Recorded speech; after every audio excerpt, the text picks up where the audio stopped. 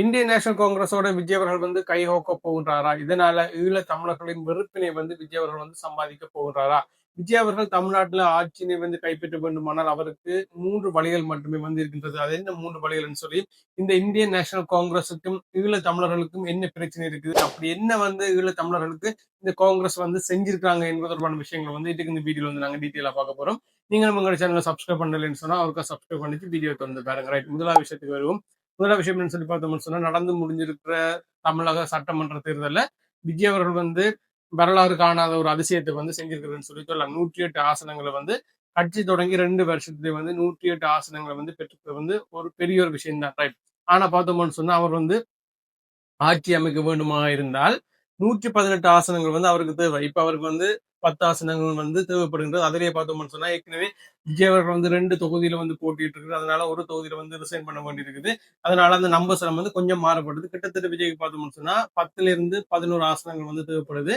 விஜய்க்கு 11 ஆசனங்களை விட அதிகமாக அவருக்கு சப்போர்ட் கிடைக்குமாக இருந்தால், அதிகமான தொகுதிகள் கிடைக்குமாக இருந்தால் மிகவும் பலமான ஒரு ஆளுங்கட்சியா விஜய் அவர்கள் வர முடியும். சரி, இப்ப பார்த்தோம்னு சொன்னா இந்த 118 ஆசனங்களை கைப்பற்ற இல்லாம போயிட்டு விஜயனால. ஆனா இப்ப விஜய் அவர்கள் ஆட்சியினை கைப்பற்ற வேண்டுமானா அவருக்கு 3 வழிகள் மட்டுமே இருக்கின்றது. முதலாவது வழி என்னன்னு சொல்லி பார்த்தோம்னு சொன்னா, ஏற்கனவே காங்கிரஸ் விஜயோட சேர்றோம்னு சொல்லிட்டாங்க. இந்தியன் நேஷனல் காங்கிரஸ் விஜயோட சேர்றோம்னு சொல்லிட்டாங்க. விஜயம் இந்தியன் நேஷனல் காங்கிரஸோட சேர்றதுக்கு சம்மதம் தெரிவிச்சுட்டு அவங்ககிட்ட இருந்து பார்த்தோம்னு சொன்னா 5 ஆசனங்கள் கிடைக்கும். அதனால 108ல இருந்து 5 ஆசனங்கள் கிடைச்சு அதுக்கப்புறம் பார்த்தோம்னு சொன்னா மிச்ச சிறிய கட்சிகள் எல்லாம் இருக்கின்றன. அந்த கட்சிகளினுடைய ஆசனங்களையும் சேர்த்து விஜய் அவர்கள் 118 மெஜாரிட்டியை காட்டி ஆட்சியை அமைக்க முடியும். அடுத்த விஷயம் என்னன்னு சொல்லி பார்த்தோம்னு சொன்னா, கவர்னர் அவர்கள் அனுமதி கொடுக்க வேண்டும் விஜய்க்கு. கவர்னர் அவர்கள் அனுமதி கொடுத்து விஜய் அவர்கள் ஆட்சியினை அமைத்து கவர்னருக்கு முன்னால தன்னுடைய பெரும்பான்மையை நிரூபித்து சட்டமன்றத்துல பார்த்தோம்னு சொன்னா நம்பிக்கை வாக்கெடுப்பு நடத்தப்படும். இது இன்னொரு வழி விஜய் அவர்கள் ஆட்சியினை அமைப்பதற்கு இது இன்னொரு வழியா பார்க்கப்படுகிறது. மூன்றாவது வழி என்னன்னு சொல்லி பார்த்தோம்னு சொன்னா, விஜய் அவர்கள் தன்னுடைய பெரும்பான்மையை நிரூபிக்க தவறினால் 2வது பெரிய கட்சிக்கு அந்த பெரும்பான்மையை நிரூபிப்பதற்கான வாய்ப்பு வழங்கப்படும்.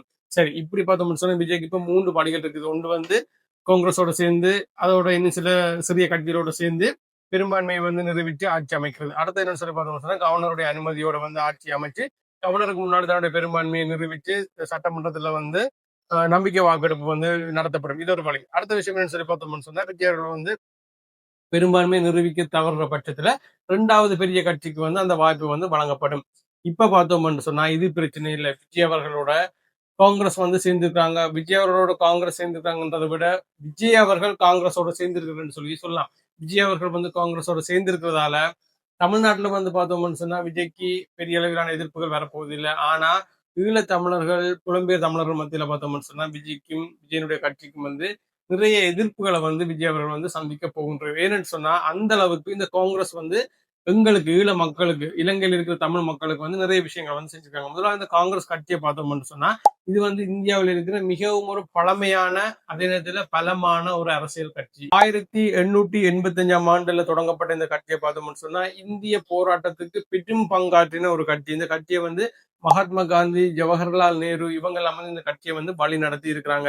இந்தியா சுதந்திரம் அடைஞ்சதுக்கு பிறகு பார்த்தோம்னு சொன்னா பல ஆண்டு காலமா மத்திய அரசை, இந்தியாவினுடைய மத்திய அரசினை ஆட்சி செய்த கட்சி தான் இந்த காங்கிரஸ். இதுக்கு பிறகு பார்த்தோம்னு சொன்னா இந்த கட்சிக்குள்ளே சில பிளவுகள் ஏற்பட்டது. இந்திரா காந்திக்கும் காமராஜருக்கும் இடையில நிறைய கருத்து முரண்பாடுகள் ஏற்பட்டு காமராஜர் அந்த கட்சியிலிருந்து பிரிஞ்சு காமராஜர் தலைமையிலான நிறுவன காங்கிரஸ், அதாவது ஆர்கனைசேஷன் காங்கிரஸ் சொல்லியும் இந்திரா காந்தி தலைமையிலான பிரிவு காங்கிரஸ் சொல்லியும் 2 பிரிவுகளா பிரிஞ்சாங்க. காமராஜர் தலைமையிலேயும் ஒரு காங்கிரஸ் அதே நேரத்தில் பார்த்தோம்னு சொன்னா இந்திரா காந்தி தலைமையில ஒரு காங்கிரஸா பிரிஞ்சாங்க. அதுக்கப்புறம் பார்த்தோம்னு சொன்னா அவங்களுடைய கட்சிகளுடைய சின்னங்கள் தொடர்ச்சியாக மாற்றப்பட்டது. இப்படி பார்த்தோம்னு சொன்னா இந்த கட்சி எல்லா அரசியல் கட்சிக்குள்ளேயும் இருக்கிற மாதிரி நிறைய பிளவுகள், பிரச்சனைகள் எல்லாத்தையும் இந்த கட்சிக்குள்ளேயும் இந்த காங்கிரஸுக்குள்ளேயும் இருக்குது. ஆனா இருந்த பொழுது பார்த்தோம்னு சொன்னா இப்ப வரைக்கும் இந்தியாவில மிகவும் ஒரு பலமான ஒரு அரசியல் கட்சியா இந்த காங்கிரஸ் இருக்கின்றது. சரி, இப்ப இந்த காங்கிரஸ் எங்களுக்கு இலங்கையில் இருக்கிற ஈழ தமிழர்களுக்கு என்ன செஞ்சிருக்காங்கன்னு சொல்லி பார்த்தோம்னு சொன்னா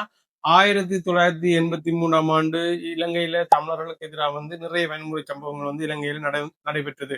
கருப்பு ஜூலைக்கு பிறகு பார்த்தோம்னு சொன்னா இந்திரா காந்தி தலைமையிலான அரசு, அதாவது அப்ப காங்கிரஸ் இந்திரா காந்தி தலைமையிலான அரசு என்ன செஞ்சாங்கன்னு சொன்னா இலங்கையில் இருக்கிற தமிழ் போராளி குழுக்களுக்கு இந்தியாவுக்கு கூட்டிக் கொண்டு போய் பயிற்சி கொடுத்தாங்க, ஆயுதங்கள் கொடுத்தாங்க, நிதி கொடுத்தாங்க. இப்படி நிறைய விஷயங்களை வந்து இந்திரா காந்தி தலைமையிலான காங்கிரஸ் வந்து 1983ஆம் ஆண்டு காலப்பகுதிக்கு பிறகு வந்து செஞ்சாங்க.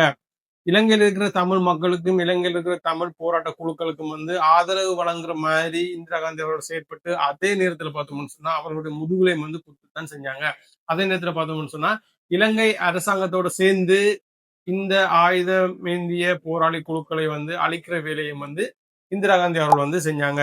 அதே நேரத்துல பார்த்தோம்னு சொன்னா இந்திரா காந்தி அவர்கள் வந்து தமிழ் போராட்ட குழுக்களுக்கு உதவிகளையும் செஞ்சு கொண்டு இலங்கை அரசாங்கத்தோடு சேர்ந்து அதே போராளி குழுக்களுக்கு வந்து முதுகுல குத்துற வேலையை வந்து இந்திரா காந்தி அவர்கள் வந்து செஞ்சாங்க. அதுக்கப்புறம் பார்த்தோம்னு சொன்னா 1987ஆம் ஆண்டு ராஜீவ் காந்தி இலங்கையினுடைய அதிபராக இருந்த ஜே.ஆர். ஜெயவர்தனுக்கு இடையில வந்து ஒப்பந்தம் ஒன்று செய்யப்பட்டது. அந்த ஒப்பந்தம் பார்த்தோம்னு சொன்னா அப்படின்னு சொன்னா தமிழ் மக்களுக்கு சார்பாக தமிழ் மக்களுக்கு நன்மை தரக்கூடிய மாதிரியான ஒப்பந்தம் என்று சொல்லப்பட்டு செய்யப்பட்ட ஒரு ஒப்பந்தம் தான் அந்த ஒப்பந்தம். அந்த ஒப்பந்தத்துல தான் பார்த்தோம்னு சொன்னா இந்த 13வது திருத்தம் எல்லாம் வந்து கொண்டு வரப்பட்டது.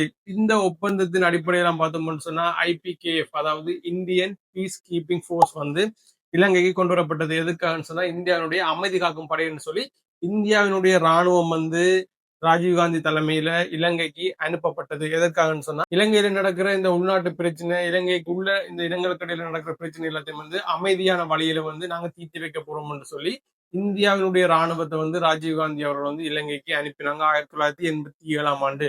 அவங்க வந்து கிட்டத்தட்ட 3 வருஷம் வந்து இலங்கையில செய்யாத அநியாயமே இல்லை. குறிப்பா பார்த்தோம்னு சொன்னா இலங்கையில தமிழர் பகுதிகளில் தமிழ் மக்களுக்கு வந்து நிறைய கொலைகள், நிறைய சித்திரவதைகள், நிறைய மனித உரிமை மீறல்கள் வந்து அவங்க வந்து செஞ்சாங்க. அது மட்டும் இல்ல ஆபரேஷன் பவன் என்ற பேர்ல வந்து யாழ்ப்பாணத்தை கைப்பற்றுறதுக்கு வந்து இந்திய ராணுவம் வந்து முற்பட்ட போல பார்த்தோம்னு சொன்னா நிறைய பொதுமக்களை வந்து இந்திய ராணுவம் வந்து இலங்கையில யாழ்ப்பாணத்துல சுட்டு கொன்றார்கள். சரி, 1983ஆம் ஆண்டு இலங்கையில் இருக்கிற தமிழ் போராளி குழுக்களுக்கு உதவி செய்யற மாதிரி உதவி செஞ்சு அதே நேரத்தில் அவர்களுக்கு முதுகுல குத்தினாங்க.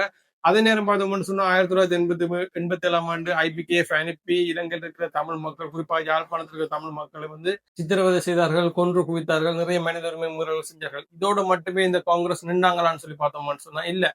2009ஆம் ஆண்டு இலங்கையினுடைய உள்நாட்டு போர் வந்து உச்சமடைந்திருந்த நேரம் பார்த்தோம்னு சொன்னா 2009ஆம் ஆண்டு பன்னி மண்ணில வந்து நிறைய மக்கள் வந்து கொல்லப்பட்டு கொண்டிருந்த அதே நேரம் பார்த்தோம்னு சொன்னா இந்த காங்கிரஸ் வந்து என்ன செஞ்சாங்கன்னு சொன்னா காங்கிரஸ் தலைமையிலாக அந்த நேரம் இந்தியாவில ஆட்சியில் இருந்த காங்கிரஸ் அரசு என்ன செஞ்சாங்கன்னு சொன்னா இலங்கை அரசாங்கத்துக்கு இலங்கை ராணுவத்துக்கு தேவையான ஆயுதங்களை கொடுத்தாங்க, தேவையான உளவுத்துறை உதவிகளை வந்து செஞ்சாங்க, தேவையான தொழில்நுட்ப உதவிகளை வந்து செஞ்சாங்க. அதே நேரத்துல பார்த்தோம்னு சொன்னா அவர்கள் நினைத்திருந்தால் அந்த 2009ஆம் ஆண்டு அந்த போர் வந்து உச்சமடைந்து நிறைய மக்கள் வந்து எங்களுடைய மண்ணில் வந்து கொல்லப்பட்டு கொண்டிருந்த அதே நேரம் அவர்கள் நினைத்திருந்தால் அப்பொழுது இந்தியாவில ஆட்சியில் இருந்த காங்கிரஸ் அரசு நினைத்திருந்தால் அந்த போரை வந்து நிப்பாட்டி இருக்க முடியும், உடனடி பேச்சுவார்த்தையில வந்து கொண்டு வந்திருக்க முடியும். ஆனா இது ஒன்றுமே வந்து அவர்கள் செய்யவில்லை. இந்த போர்ல வந்து தமிழ் மக்களை வந்து அவர்கள் கண்டுகொள்ளவே இல்லை. இலங்கை அரசாங்கத்துக்கு சார்பாகவும் இலங்கை அரசாங்கத்துக்கு தேவையான விஷயங்களையும் வந்து செய்கிறதிலே வந்து இந்த காங்கிரஸ் வந்து குறியாக இருந்தார்கள். இப்படி 1987ஆம் ஆண்டு ஜே.ஆர். ஜெயவர்தனுடன் ஒப்பந்தம் போட்டதிலிருந்து 2009ஆம் ஆண்டு உள்நாட்டு போரான முடிவுக்கு கொண்டு வரப்பட்ட நாள் வரைக்கும் பார்த்தோம்னு சொன்னா